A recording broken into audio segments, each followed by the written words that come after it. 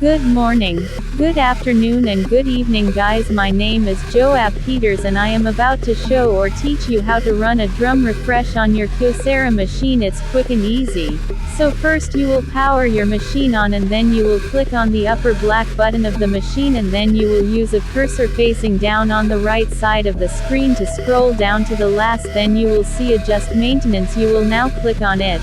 Then scroll down using the same cursor on the right side of the screen. On the last page you will see drum refresh 1 and 2. Click on 1, it will take you to another page of the machine, then you will click on start. After that the machine will start the drum refresh on its own.